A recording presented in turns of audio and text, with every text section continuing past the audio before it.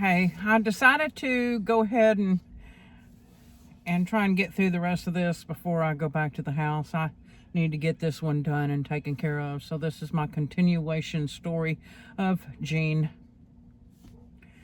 Where we left off was that I had bought that 1970 Grand Prix from Delbert's dad.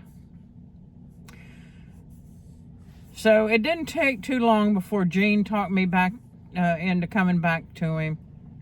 He said he was being transferred to Pasco, Washington for a job. He thought a new place would be a fresh start for us. I made arrangements for Amy to stay at my mother's so that she could finish her last 3 weeks of the second grade in the same school. Mom was going to put Amy on a plane and I was going to pick her up at the airport in Washington State. Jean had flown out ahead of me and I loaded up that Grand Prix to the brim with boxes and tied Amy's back to the roof of that car. The passenger floor had a box in it and I made a pallet for Outlaw that stretched across the front seat to that box. And we left. I remember the day I drove away from my mom's house. She had tears in her eyes when she hugged me goodbye, asking me, begging me not to go. If I had never listened to my mom's advice before, this was a time I really should have listened, but I didn't. A couple of weeks before leaving, Jimmy and his parents had filed a lawsuit against me for full custody of Amy. I called and made arrangements to speak with Jimmy's daddy. He said they were concerned that I would take Amy away and they would never get to see her again. I assured him that was not my intentions to keep Amy from them.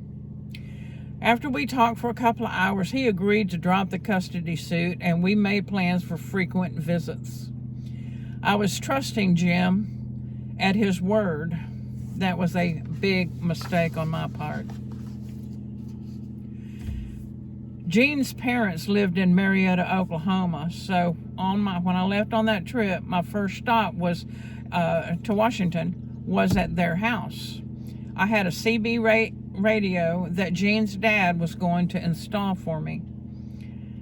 That was April 9th of 1979. There had been tornado warnings issued, but I didn't pay heed. He finished with the CB radio by the next morning by noon, and I was off to Washington. I tried out the CB, and I gave myself the handle Panama Red. I was quickly friends with some of the truckers on the road. I hit some of the worst weather I had ever encountered in my young life. Driving through Oklahoma into Kansas, there was a hailstorm, dropping hail the size of baseballs. I looked for an overpass to park under to ride the Star Mountain, to no avail. Every overpass was full of cars. So I continued on. The ruts in the roads made by the tire tracks had filled with water and were spraying up into my engine. My engine stalled out. I coasted to the side of the road, and within a couple of minutes, I had 2 truckers stop to help me out. The distributor cap had gotten wet. They pulled it off and wiped it dry for me, and soon I was back on the road. When it started getting dark that evening, every evening, I would pull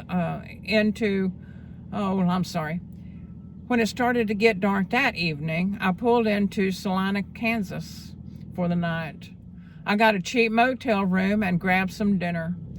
Outlaw and I ate the same meal. I didn't take dog food with me. It just, everything I got for me to eat, I would give him half of it. Outlaw and I ate and hit the sack. I was so worn out from the drive, but I turned on the TV just in time to catch a movie. The name of the movie was The Legend of the Golden Gun. It was a story about an outlaw named Johnny Golden, which of all places took place in Salina, Kansas, 100 years earlier. The next morning I was up for breakfast and on the road by sunup. I would order double of whatever I was eating so I would have plenty for Outlaw. I hit the Interstate 70 and headed into Denver. The truckers were all telling me to watch out for the black ice. This young Texas girl didn't know what black ice was. I quickly found out what they were talking about. The roads were so slick, I could barely drive about 50 miles an hour just to keep the car on the road. I pulled into Denver for the night, following the same routine as the night before. The next morning when I got up, there was a foot of snow on the ground. By the time I had finished breakfast, the snow plows had cleared the parking lot, and I was once again able to get on the road. I took Interstate 25 up to Cheyenne, Wyoming, and hit the Interstate 80. It was somewhere around Elk Mountain when I had to stop because of a Frito-Lay truck that had jackknifed in the middle of the interstate. What little traffic there was stopped on the side of the road, or stopped on the road, waiting for the truck to clear the road. The wind was blowing so hard and it was so cold that my heater quit blowing warm air. The car was a hardtop and the little rubber gasket between the passenger side front and back windows was missing. There was a tiny space between the windows and the wind was blowing snowflakes into the car. Snowflakes were landing on Outlaw and he was shivering. I guess my tires had warmed from the drive-in from Denver and by this time had melted the ice on the road, causing my tires to get stuck, like they were sitting in half of a watermelon. Once the truck was cleared, there was a motorhome right behind me that eased up behind me and gave me a little bump to get me going. I stayed in Salt Lake, Utah that night. The next morning I headed into Kennewick, Washington. I crossed over the river into the at Washington state line. The first place I saw was a little drive-through liquor store called Jake's. I used the payphone to call Jean. I said, I just crossed the river. I'm in Washington, and I'm sitting at a store called Jake's. Come get me. It was about 2 hours before he found me, and by the time he showed up, I was still white-knuckled. I had developed a twitch in my eye that lasted 4 years. Most likely from nerves and that cracked windshield. The day before Amy's flight, I got a call from my mom. She said Amy wasn't at school when she went to pick her up that last day. Jamie had showed up with a court order earlier that day and signed by the judge. So they released Amy to him. I got to roll the window down just a little bit. It's getting warm, praise God.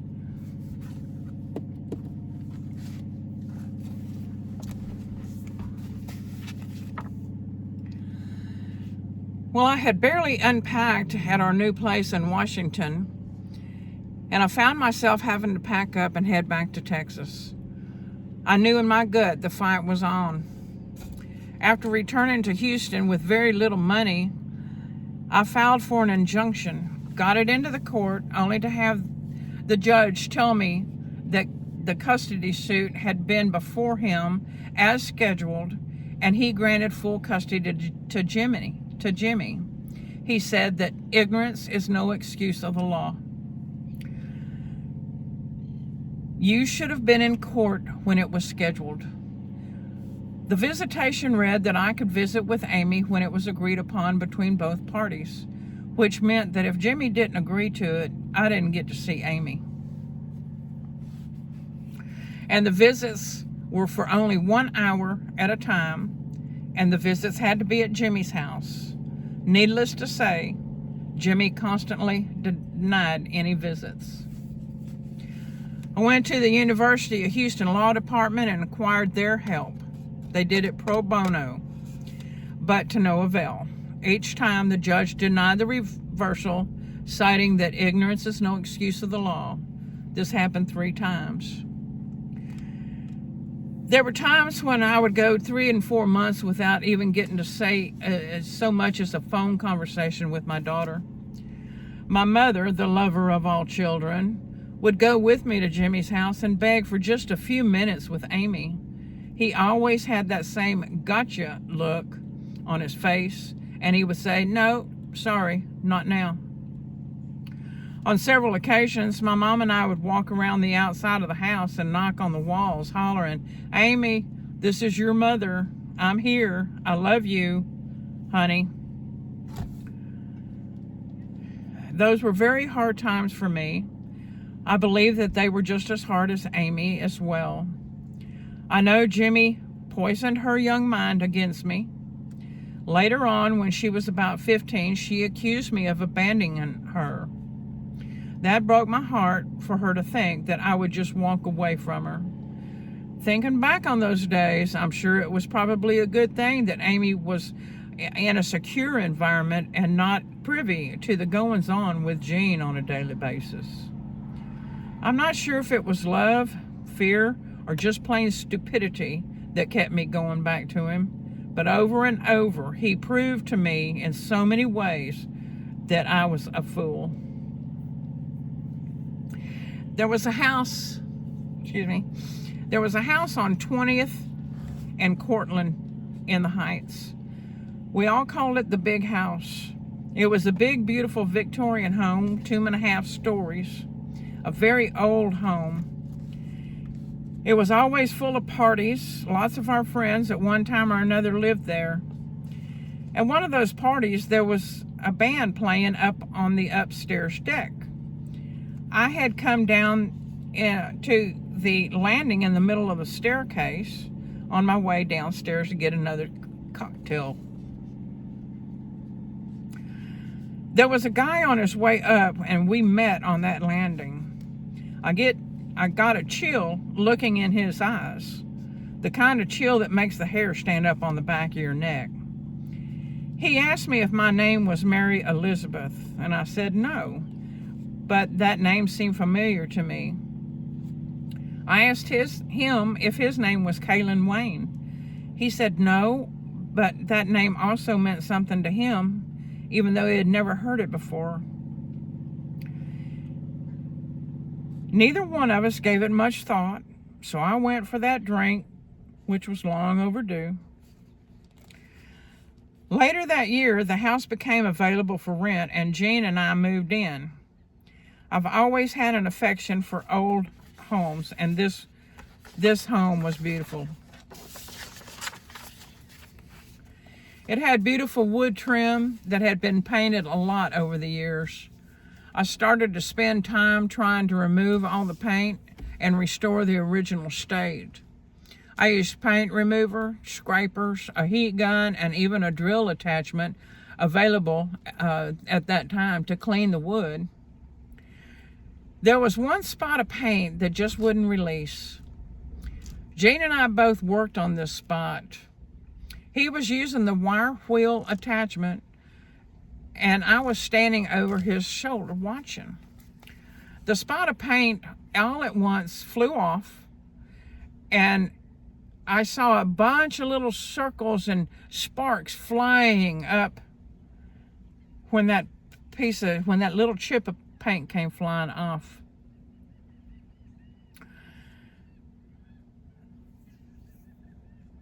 These little sparks just whirled around and circled and then dissipated into the air. At that point, it was like the whole house let out a deep groan. There were several other strange happenings in this whole house that I just didn't pay attention to. Gene had served in the military for 2 tours of duty in Vietnam. He had been sprayed with the Agent Orange, a highly toxic chemical agent that kills vegetation. Lots of our men over there were affected by this so-called weed killer. He developed a large knot on his neck, just down from his shoulder. The VA admitted him into the hospital to remove it. This was going to be a couple of days alone in the house. I called my friend Kim and invited her over to come hang out with me. She and I have been friends ever since junior high. The first night we got on the Ouija board, I lit the oil lamps on the fireplace mantel and turned the rest of the lights off in the house. We sat with the Ouija board on our knees and started asking a few questions. The Ouija board was ready for action that night. A couple simple questions about the history of the house, and bam, that thing went wild. It was giving us information before we'd even asked questions. Outlaw, my hound dog,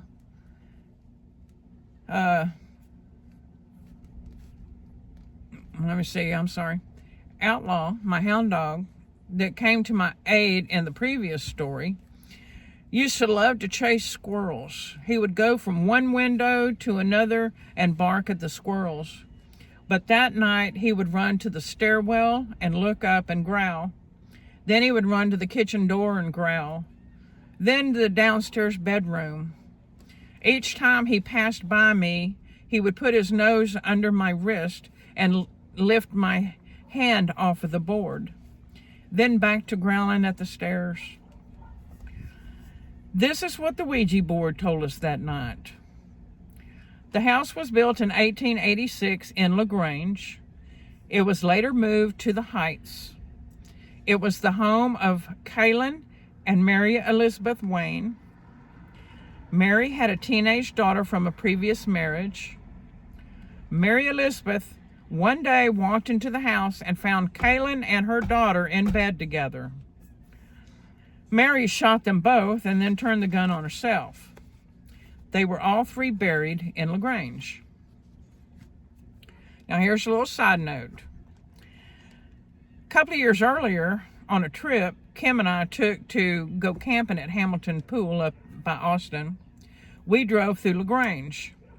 As soon as we hit the city limit sign, the song LaGrange by ZZ Top came on the radio. The only thing that we recall about the whole trip driving through LaGrange that day was the historic cemetery. Outlaw was so crazy with running around the house and growling and bumping at my hand and knocking it off the board, so we ended up calling it a night on the Ouija. The next day, I got home from work. I went out to the backyard to get Outlaw. I usually kept him sometimes on a nice day. I would he had a tether line out between a couple of trees, and I would tie him up, to that tether line so that he could run and be outside for the day. So when I got home that afternoon, I went out to check on Outlaw and to bring him in. He wasn't there. The chain was there. The leash was there. His collar was there, but no sign of Outlaw.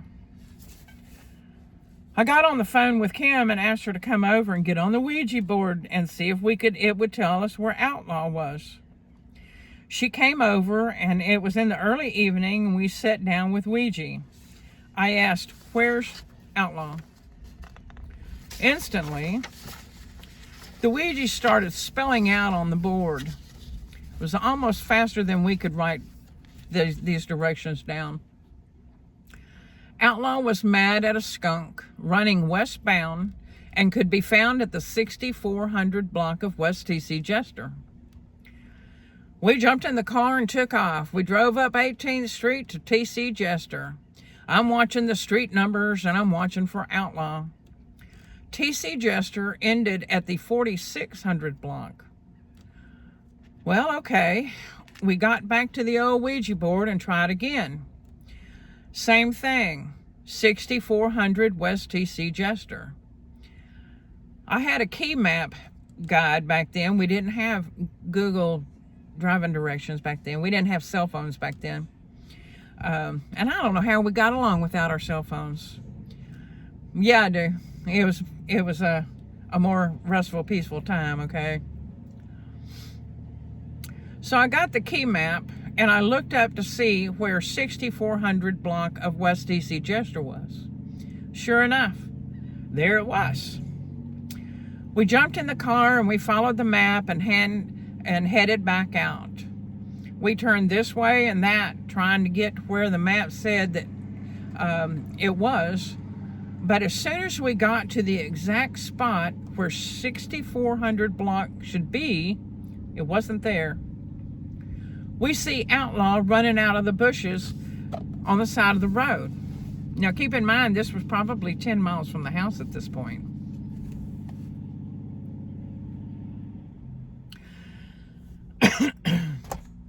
Kim was driving and she was, heading down the road, and I was sitting out the window, hanging out the window, yelling, "Outlaw, outlaw." He ran through a ditch and into the front yard of a house, and just like running through a black hole, Outlaw vanished. I never saw that dog again. But he was, in fact, running westbound. I can only surmise that he was mad at a skunk, maybe because a skunk bit him. I don't know what happened to him, but I burned that Ouija board when I got home. I think some things or objects can be a portal to the dark side. Ouija knew more than the key map did. 6400 West TC Jester didn't exist yet. It was only proposed to be built in the key map. Thinking back as to how upset Outlaw was and him trying to get my hand off that board makes me believe that he saw something that I did not see in the house that night. 22 minutes, golly, this is a long story. As we went on, the beating and abuse from Gene became more than I could stand. I was growing a little stronger and much wiser. I knew I had to plan this just right. A few days later, I was getting ready to leave for work. I was a union painter paper hanger at the time and was working in Galveston at the Galvez Hotel. Leaving the house at 5 a.m. to be on the job by 7. Most days I would meet up with the supervisor named Frenchie and ride with him and another guy named Hippie Jim. But this day, my car wouldn't start and I couldn't even get to Frenchie's house. I thought I'd do some laundry at Pam's house, so I gave her a call and asked her if she'd come pick me up and take me to her house. She did, and on the way to her house, I see a sign, "House for rent." It was such a cute little 2-bedroom, 1-bath, split level in the Heights. The owner lived next door and happened to be standing on the porch when we drove in the driveway. She was a sweet little chubby Hispanic lady. She said, "Do you want to rent this house?" I said, "Maybe." She invited us in to see it, and I said I could move in right away, and she said, "No problem, no deposit." That was great. $300 a month, all utilities paid. How could I pass that up? A couple of days later, it was Valentine's Day, a Friday. That morning, before leaving for work, I was in my car with the window about halfway rolled down. I told Gene I was moving out. I'd be back in the morning, or the next morning. I'd be back the next morning with some help to get my things. I had a canary yellow 53 Chevy pickup truck, fully restored at the time. As I was riding home with Frenchie and Hippie Jim that afternoon, I saw my truck sitting on the side of 45, just sitting on the shoulder. I told Frenchie, "Stop, that's my truck." We turned around and went back to where the truck was parked. Gene was sitting in there about half stoned out of his gourd. I asked him what in the hell he was doing sitting on the side of the highway in my truck. He said he didn't know where Frenchie lived, but he wanted me to ride home with him. Hell no, I said, move over. I'm driving to the house. The whole ride home, he was begging me not to leave him that night because it was Valentine's Day. I walked in the house and there was a huge bouquet of flowers and a card that read, "To my love of my life, be my Valentine." He said, "Please don't leave me tonight. Let me take you to dinner and I'll help you move tomorrow." How many times have I fallen for that? So, it's getting warm this afternoon. Praise God.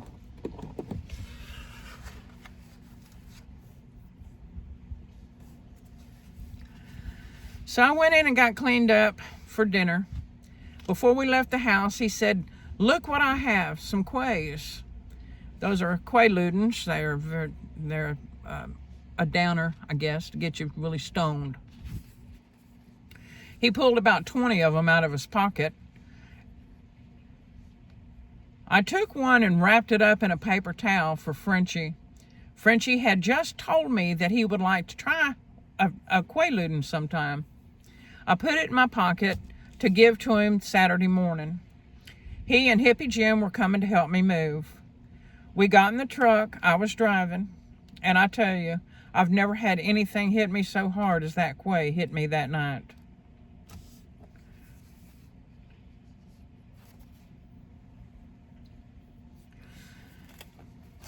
It was what I would call a gorilla biscuit. I don't remember anything from the time I looked behind me to pull out the driveway until I was standing spread eagle up against a police car in the parking lot of the Longhorn Steakhouse. According to the police report, we had been served our dinner when the manager and I had laid down on the bench seat. They had like picnic tables and they had these long bench seats to sit in, and I had laid down and passed out, I guess. The manager had come over and asked Gene to take me out of the restaurant. And of course, Gene started a fight with the manager and threw his steak dinner at him. I spent the night in jail with a gay girl that tried to come on to me. It was a wire cage with pee on the floor. It was nasty, a nasty experience, to say the least. Surely it's not somewhere you want to be when you're messed up out of your mind. I was squatting down, sitting on the heels of my feet, when she came over and tried to run her hand up my leg. I grabbed her like a vice grip and told her to back away, or I would K her. I guess she believed me, because she went the rest of the night over on the other side of this little 8x8 cage. And it was only, it's just a little bitty fence. It's like a fence cage. But she never came to me again that night. It was morning before they let me make a call, and guess who I called? My dear sweet mother. She and my sister came to get me out of jail and took me back home. Gene was nowhere around. For all I knew, he was still in his own cell hell. I didn't know. I went straight upstairs and crawled into bed. It was cold, and I had that little Dearborn heater at the end of the bed going full blast. The effects of the quay had hit me like a ton of bricks. I was out like a light. Later that afternoon, my sister came to check on me, but I never heard her at the door. She knew my history with Gene's abusing me, and not knowing what to expect, she went to the back door and busted the window to get in. When she came upstairs and opened the bedroom door, she said it was like a whoosh of air sucked into the room. I guess the gas heater had sucked up all of the oxygen in the room. By the grace of God, I didn't lay there and die of carbon monoxide poisoning. Later that evening, I called Miles and asked if he had heard from Jean. He said he had gotten Jean out of jail the night before. Jean never told Miles that I was also in jail. Real nice guy, huh? It was Sunday morning, and I was packing my stuff and stacking it on the porch. I couldn't get my old truck out of the impound lot until Monday. Jean pulled in the driveway and said, "I told you I'd help you move." "Great," I said, and I started to fill his truck with my things. It took a couple of days to get moved over to the new place, but I was working during the day. Somehow or another, Jean's things started showing up there. It was almost like vicious magic. He was moved in there too. He said his parents were coming from Oklahoma, and can I please play along with everything, to show them that everything was all right. In other words, lie to his parents. I thought for his mom's sake I would, but as soon as they were gone, so was he. So Jean Sr. and Ardith showed up, and of course they take my bed. Jean and I were sleeping in Amy's twin bed. Needless to say, I couldn't wait for his mom and dad to leave. Friday afternoon came, and I came home from work and put my paycheck in the bottom drawer of my vanity. I fixed dinner, and after we ate, I excused myself and went and took a shower and went to bed. It had been a long week, and I was worn smooth out. I got up Saturday morning, got dressed, and grabbed a cup of coffee and was going to go to the bank. This is back when banks were actually open on Saturdays. I started looking for my paycheck. It was nowhere to be found. I asked Gene if he had taken it. He kept saying that he didn't.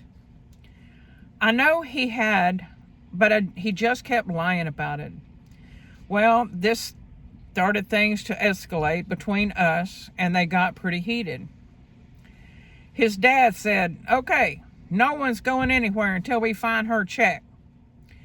At one point, I'm standing on the step up to the landing where the bedroom was. There was like, the living room was down here, 3 steps up, and then the bedroom was over here, and the other bedroom on the other side. And there was this little, about a 4-foot pony wall between the living room and the bedroom.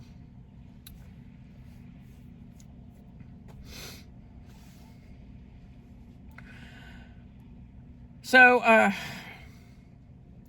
at this point, I'm standing. I take one step up that landing to where the bedroom was. I asked Gene one more time if he had seen my check. He said, "No, I don't have your effing check."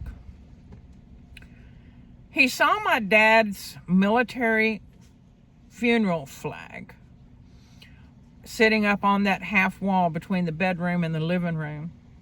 He reached over and casually flipped it off of there and onto the floor. I had it. Enough was more than enough, and I flew at him. He grabbed me by both arms and threw me into an antique wardrobe that I had that had a mirror in the door.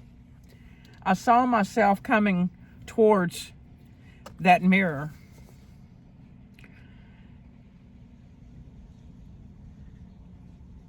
That mirror broke, and I cut my thumb real bad. I still have the scar. About that time, his mother was coming out of the bathroom right when that glass broke. Well, she quickly turned around and went back into the bathroom and shut the door. Maybe she was dealing with her own situation with Gene Sr. all those years. I don't know. But she didn't want to be anywhere around what was going on. Blood was everywhere. I went into the kitchen and grabbed a towel to wrap my hand up. I was crying and everything, and holding my daddy's flag. My heart was broken. How did it ever come to this? I tried to stop the bleeding. I got up and walked into the living room, and what do I see? My daddy's flag totally on the floor, unfolded, and Jean's mother shaking it out like she's shaking a bedroom sheet. I fell to the floor and started crying uncontrollably. She said she thought maybe I had hid my check in the flag because she had seen me holding it. I was beyond distraught at this point, and Gene knew it. He knew I had been hurt enough. He said, "Let me help you refold the flag." I guess he thought he knew what he was doing since he was in the military and it was a military fold. We got it folded back up. He handed it to me like he was handing it to a military widow. He took his folks, told his folks, "Let's go." And just like that, Gene was gone, and never again did he bother me in any way. He even signed the divorce papers without protest. I finally broke through that situation.